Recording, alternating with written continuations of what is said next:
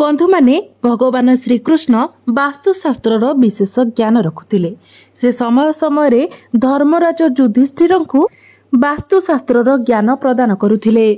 एही ज्ञान समस्त मानव जाति पाई अत्यंत महत्वपूर्ण एवं कल्याणकारी अटे। प्रभु श्रीकृष्ण दुईटी एपरी वृक्षलता विषय कहिसेंती जहाको घरे लगाइबा द्वारा घर को दुख एवं दारिद्र्यता आसी थाए। जो गृहरे एही दुईटी गछ रही थाए सेही गृहरे निवास करुथिबा व्यक्ति मानकर केबे भी उन्नति होई पारि न थाए। सेमानंको सर्वदा पराजय एवं निराशार सामना करबाको पड़ी थाए। वास्तुशास्त्र अनुसारे वृक्षलता गुड़िक आम गृहर सुंदरता को वृद्धि करिथान्ते।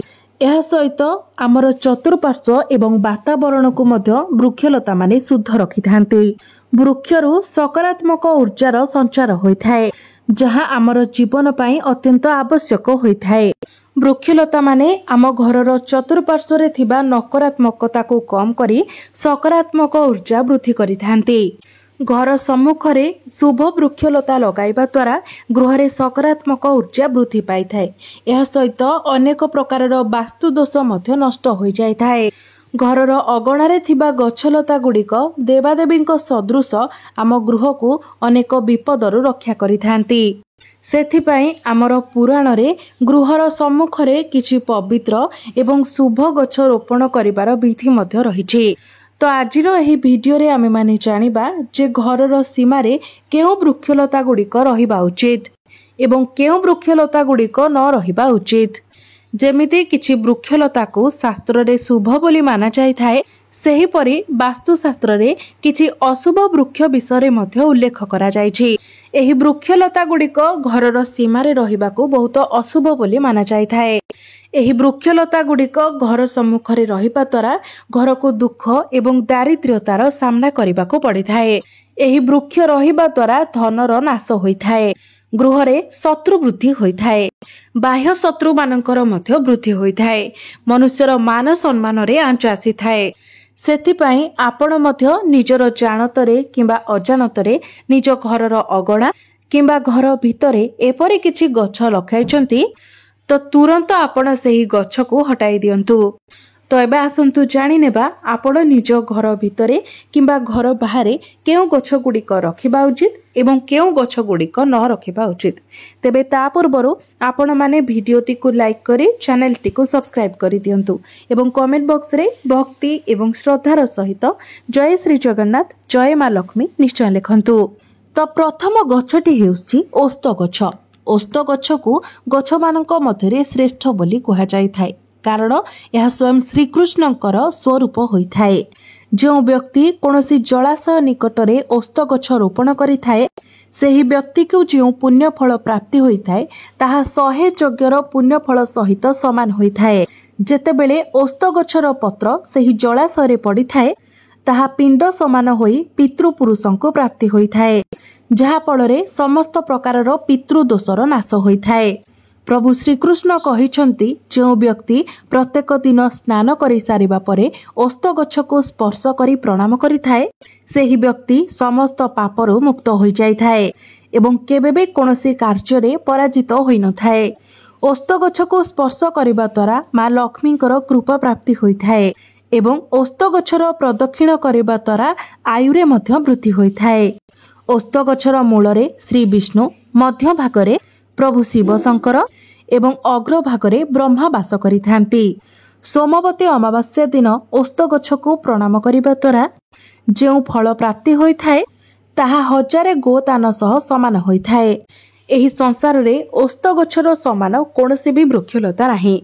ओस्त गछ को गछ मानक मध्यरे श्रेष्ठ बोली कहा जाय थाए कारण साक्षात श्रीहरि एही वृक्ष रूपरे पृथ्वी पृष्ठरे विराजमान अछंती। ओस्त गछर वृक्ष को आघात देवा किंबा काटिबा महापाप बोली माना जाय थाए। एपरि मनुष्य को नरक प्राप्ति होइथाए एवं जो व्यक्ति ओस्त गछ को मूलरू काटी थाए सेही व्यक्ति केबे भी नरकरू उद्धार पाई पारि नथांती। द्वितीय रे हेउछि अँला गछ। प्रभु श्रीकृष्ण कहिछंती जे अँलार फल समस्त फल मानक मध्यरे अत्यंत पवित्र अटे। अँला गछ को लगाइबा द्वारा स्त्री एवं पुरुष जन्म मृत्युर चक्ररू उद्धार पाई जाइथांती। ଏହି ପବିତ୍ର ଫଳ ପ୍ରଭୁ ଶ୍ରୀ ବିଷ୍ଣୁଙ୍କୁ ଅତ୍ୟନ୍ତ ପ୍ରିୟ ହୋଇଥାଏ। ଏହାକୁ ଖାଇବା ଦ୍ୱାରା ସମସ୍ତ ପାପରୁ ମୁକ୍ତି ମିଳିଥାଏ। ଅଁଳା ଖାଇବା ଦ୍ୱାରା ଆୟୁରେ ବୃଦ୍ଧି ହୋଇଥାଏ। ଏହାର ଜଳ ପିଇବା ଦ୍ୱାରା ରୋଗରୁ ନାଶ ହୋଇଥାଏ ଏବଂ ଅଁଳାକୁ ଜଳରେ ମିଶାଇ ସ୍ନାନ କରିବା ଦ୍ୱାରା ଅପବିତ୍ରତା ଦୂର ହୋଇଯାଇଥାଏ ଏବଂ ସମସ୍ତ ପ୍ରକାରର ଐଶ୍ୱର୍ଯ୍ୟ ମଧ୍ୟ ପ୍ରାପ୍ତି ହୋଇଥାଏ। ଯେଉଁ ଗୃହରେ ସର୍ବଦା ଅଁଳା ରଖାଯାଇଥାଏ ସେହି ଗୃହରେ ମା ଲକ୍ଷ୍ମୀଙ୍କର ବାସ ହୋଇଥାଏ। ଏକାଦଶୀ ଦିନ ଯଦି ଅଁଳା ମିଳିଯାଏ ତ ସମସ୍ତ ତୀର୍ଥଠାରୁ ବଳି ଶୁଭ ଫଳ ପ୍ରାପ୍ତି ହୋଇଥାଏ, ପୁଣ୍ୟ ଫଳ ପ୍ରାପ୍ତି ହୋଇଥାଏ। ନିଜ ଗୃହରେ ଅଁଳା ଗଛ ଲଗାଇବା ଦ୍ୱାରା ଜନ୍ମ ମୃତ୍ୟୁ ଚକ୍ରରୁ ମନୁଷ୍ୟକୁ ମୁକ୍ତି ମିଳିଯାଇଥାଏ। ଯେଉଁ ଗୃହ ସମ୍ମୁଖରେ ଅଁଳା ଗଛ ରହିଥାଏ ସେଠାରେ ସାକ୍ଷାତ ଲକ୍ଷ୍ମୀ ନାରାୟଣଙ୍କର ବାସ ହୋଇଥାଏ। ତୃତୀୟରେ ହେଉଛି ଅଶୋକ ଗଛ। ଏହାକୁ ଦେବଦାରୁ ଗଛ ମଧ୍ୟ କୁହାଯାଇଥାଏ। ତ ପୁରାଣ ଶାସ୍ତ୍ର ଅନୁସାରେ ଏହି ବୃକ୍ଷରେ ଅପ୍ସରା ମାନଙ୍କର ବାସ ହୋଇଥାଏ। ଏହି ଗଛଟି ଶୋକକୁ ନାଶ କରିବା ବାଲା ଏବଂ ନିରାଶକୁ ଦୂର କରିବା ବାଲା ହୋଇଥାଏ। ଏହି ଗୃହକୁ ଘର ନିକଟରେ ଲଗାଇବା ଦ୍ୱାରା ଗୃହରେ ସୁଖ ସମୃଦ୍ଧିର ବୃଦ୍ଧି ହୋଇଥାଏ। ଅଶୋକ ବୃକ୍ଷ ଶୀତଳତା ଏବଂ ଯୌବନ ପ୍ରଦାନକାରୀ ହୋଇଥାଏ। ମା ଲକ୍ଷ୍ମୀ ଯେତେବେଳେ ସୀତାଙ୍କ ରୂପରେ ଅବତୀର୍ଣ୍ଣ ହୋଇଥିଲେ ସେତେବେଳେ ରାବଣ ଦ୍ୱାରା ଅପହୃତ ହେବା ପରେ ସେ ଅଶୋକ ବାଟିକାରେ ହିଁ ରହିଥିଲେ। ସେତେବେଳେ ଅଶୋକ ଗଛ ମା ସୀତାଙ୍କର ବହୁତ ସେବା କରିଥିଲା। ସେତେବେଳେ ମା ସୀତା ଅଶୋକ ବୃକ୍ଷକୁ ଏହି ବରଦାନ ଦେଇଥିଲେ ଯେ ଯେଉଁ ବି ସ୍ଥାନରେ ଅଶୋକ ବୃକ୍ଷ ରହିବ ସେଠାରେ ମା ସୀତା ମଧ୍ୟ ନିବାସ କରିବେ। ଚତୁର୍ଥରେ ହେଉଛି ଡିମିରି ଗଛ। ପଦ୍ମପୁରାଣ ଅନୁସାରେ ପ୍ରତ୍ୟେକ ମନୁଷ୍ୟକୁ ଡିମିରି ଗଛ ଅବଶ୍ୟ ଲଗାଇବା ଉଚିତ। ଏହି ବୃକ୍ଷ ଲଗାଇବା ଦ୍ୱାରା ଯେଉଁ ପୁଣ୍ୟ ଫଳ ପ୍ରାପ୍ତି ହୋଇଥାଏ ତାହା ମହାଯଜ୍ଞ ସମାନ ହୋଇଥାଏ। କଳିଯୁଗର ମନୁଷ୍ୟ ପାଇଁ ଯଜ୍ଞ କରିବାକୁ ସେତିକି ସମୟ ନାହିଁ। ସେଥିପାଇଁ ପ୍ରତ୍ୟେକ ମନୁଷ୍ୟ ନିଜ ଜୀବନରେ ଗୋଟିଏ ଡିମିରି ଗଛ ଲଗାଇବା ଅବଶ୍ୟ ଉଚିତ। ପଞ୍ଚମରେ ହେଉଛି ଲିମ୍ବ ଗଛ। ପଦ୍ମପୁରାଣ ଅନୁସାରେ ଲିମ୍ବ ଗଛ ଲଗାଇବା ଦ୍ୱାରା ସୂର୍ଯ୍ୟଦେବ ଅତ୍ୟନ୍ତ ପ୍ରସନ୍ନ ହୋଇଥାନ୍ତି। ଲିମ୍ବ ଗଛ ଆୟୁ ପ୍ରଦାନ କରିଥାଏ। ଏହାକୁ ଘର ପାଖରେ ଲଗାଇବା ଦ୍ୱାରା ନାନା ପ୍ରକାରର ରୋଗରୁ ମୁକ୍ତି ମିଳିଥାଏ। ମା ଲକ୍ଷ୍ମୀଙ୍କୁ ଲିମ୍ବ ଗଛର ପତ୍ର ଅତ୍ୟନ୍ତ ପ୍ରିୟ ହୋଇଥାଏ। ସେଥିପାଇଁ ମା ଲକ୍ଷ୍ମୀ ଲିମ୍ବ ଗଛ ନିକଟରେ ବାସ କରିଥାନ୍ତି। ଗୃହ ସମ୍ମୁଖରେ ଲିମ୍ବ ଗଛର ରୋପଣ କରିବା ଦ୍ୱାରା ଧନ ସମ୍ପତ୍ତିର ପ୍ରାପ୍ତି ହୋଇଥାଏ। ଷଷ୍ଠରେ ହେଉଛି ଜାମୁକୋଳି ଗଛ। ଯଦି କୌଣସି ବ୍ୟକ୍ତି ସୁକନ୍ୟା ପ୍ରାପ୍ତି କରିବା ପାଇଁ ଚାହୁଁଛନ୍ତି, ଉତ୍ତମ ଗୁଣ ଏବଂ ଚରିତ୍ରବତୀ କନ୍ୟା ପ୍ରାପ୍ତି କରିବା ପାଇଁ ଚାହୁଁଛନ୍ତି ତ ସେହି ବ୍ୟକ୍ତି ଗୃହ ସମ୍ମୁଖରେ ଜାମୁକୋଳିର ଗଛ ନିଶ୍ଚିତ ଭାବରେ ରୋପଣ କରିବା ଉଚିତ। ପଦ୍ମପୁରାଣ ଅନୁସାରେ ଯେଉଁ ମନୁଷ୍ୟର ଗୃହ ସମ୍ମୁଖରେ ଜାମୁକୋଳିର ଗଛ ରହିଥାଏ ସେହି ବ୍ୟକ୍ତିଙ୍କ ଗୃହରେ ଉଚ୍ଚ ଗୁଣ ସମ୍ପନ୍ନ କନ୍ୟା ଜାତ ହୋଇଥାଏ, ଯେଉଁ କନ୍ୟା କୁଳର ଗୌରବ ବଢ଼ାଇଥାଏ। ସପ୍ତମରେ ହେଉଛି ବେଲଗଛ। ପଦ୍ମପୁରାଣ ଅନୁସାରେ ବେଲଗଛରେ ପ୍ରଭୁ ଶିବ ଶଙ୍କର ଏବଂ ଗୋଲାପ ଗଛରେ ମା ପାର୍ବତୀଙ୍କର ବାସ ହୋଇଥାଏ। ସେଥିପାଇଁ ଯଦି ବେଲଗଛ ପାଖରେ ଗୋଲାପ ଗଛ ଲଗାଯାଏ ତ ଶିବ ପାର୍ବତୀଙ୍କର ଆଶୀର୍ବାଦ ପ୍ରାପ୍ତି ହୋଇଥାଏ। ସେହି ଗୃହକୁ କେବେ ବି ଦୁଃଖ ଦାରିଦ୍ର୍ୟତା ଆସିନଥାଏ। ସେହି ଗୃହରେ କେବେ ବି ଅକାଳ ମୃତ୍ୟୁ ହୋଇନଥାଏ ଏବଂ କୌଣସି ନାରୀ ବିଧବା ମଧ୍ୟ ହୋଇନଥାନ୍ତି। ଅଷ୍ଟମରେ ହେଉଛି ନଡ଼ିଆ ଗଛ। ନଡ଼ିଆକୁ ଶ୍ରୀଫଳ କୁହାଯାଇଥାଏ। ପ୍ରତ୍ୟେକ ଧାର୍ମିକ ଅନୁଷ୍ଠାନରେ ନଡ଼ିଆର ବ୍ୟବହାର କରାଯାଇଥାଏ। ନଡ଼ିଆକୁ ଅତ୍ୟନ୍ତ ଶୁଭ ବୋଲି ମାନାଯାଇଥାଏ। ଘରର ଅଗଣାରେ ନଡ଼ିଆର ଗଛ ରହିଲେ ସେହି ଗୃହକୁ ସର୍ବଦା ଶୁଭ ଫଳ ପ୍ରାପ୍ତି ହୋଇଥାଏ ଏବଂ ସମାଜରେ ସେହି ବ୍ୟକ୍ତିଙ୍କର ମାନ ସମ୍ମାନ ମଧ୍ୟ ବୃଦ୍ଧି ହୋଇଥାଏ।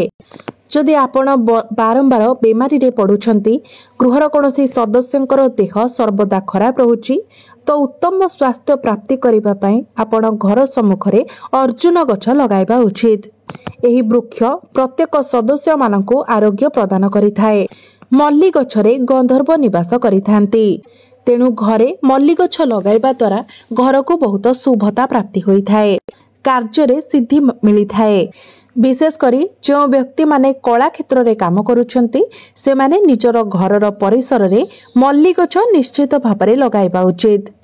ଗୃହରେ ଚନ୍ଦନ ଗଛ ଏବଂ ପଣସ ଗଛ ଲଗାଇବା ଦ୍ୱାରା ଗୃହକୁ ଲକ୍ଷ୍ମୀ ପ୍ରାପ୍ତି ହୋଇଥାଏ ଏବଂ ଘରର ସଦସ୍ୟମାନଙ୍କୁ ପୁଣ୍ୟ ପ୍ରାପ୍ତି ହୋଇଥାଏ। ଏହି ବୃକ୍ଷର ରୋପଣ କରିବା ଦ୍ୱାରା ଦୁଃଖ ଏବଂ ଦାରିଦ୍ର୍ୟତାର ନାଶ ହୋଇଥାଏ। कदली गछ को मध्य अत्यंत शुभ बोली माना जाए। कदली गछरे श्री विष्णुकर निवास होइथाए। तो गृहरे कदली गछ लगाइबा द्वारा यह फल गृहरे सुख एवं समृद्धिर वृद्धि होइथाए। विशेषकर जदि आपण तुलसी गछ निकटरे कदली गछ लगाती तो यह द्वारा आपणक गृहरे लक्ष्मी नारायणकर आशीर्वाद सर्वदा बनी रही थाए। कारण कदली गछरे श्री विष्णुकर निवास होइथाए एवं तुलसी गछरे मां लक्ष्मीकर निवास होइथाए, जहा फल गृहरे केबे भी धनर कमी होई न थाए। यह परे हेउची गंगशिउली गछ। गंगशिउली गछ को पारिजात गछ बोली मध्य कहा जाय थाए। एही गछर उत्पत्ति समुद्र मंथन समय होइथिला एवं मां लक्ष्मी मध्य समुद्र मंथन समय उत्पत्ति होइथिले। सेतिपई पारिजात वृक्षर बहुत अधिक महत्व रहिछि। जदि आपण निजर घरर परिसर मध्यरे एही गछ को लगांती तो आपणकु सर्वदा मां लक्ष्मीकर कृपा प्राप्ति होइथाए। तेबे आपण निजर घर निकटरे केबे भी ताଳ गछ लगाइबा उचित नुहे। ताଳ गछ संतान नाश करिथाए। जो घर निकटरे ताଳ गछ रहिथाए सेही घरे संतान मानकर केबे भी उन्नति होई पारि न थाए। द्वितीय गछटी हेउची बाहाडा गछ। मनुष्य केबे भी निजर घरर आखपाखरे बाहाडा गछ लगाइबा उचित नुहे, कारण एही वृक्षरे प्रेत मानकर वास होइथाए। जो मनुष्य बाहाडा गछ लगाई थाए सेही व्यक्ति मृत्यु परे प्रेत बनी जाय थाए। बाहाडा गछ तले बसी केबे भी कोनोसी प्रकारर पूजा पाठ करिबा उचित नुहे। जो मनुष्य को सर्वदा शत्रु भय लागि रहउची से माने निज गृहरे केतकी गछ लगाइबा उचित। यह शत्रु मानकर नाश करिथाए। तो बंधु मैंने आज भिडियो रे मु आपण मानकु कहिली जे आपण निज गृहरे गृहर परिसर मध्यरे केउ वृक्ष गुड़िक लगाइबा उचित एवं केउ वृक्ष गुड़िक न लगाइबा उचित। तो आपणकु जदि मोर एही भिडियोटी भल लागि थाए तो भिडियोटी को लाइक करी चैनल टी को सब्सक्राइब करि देबे एवं कमेंट बॉक्स रे भक्ति एवं श्रद्धार सहित जय श्री जगन्नाथ निश्चय लिखिबे।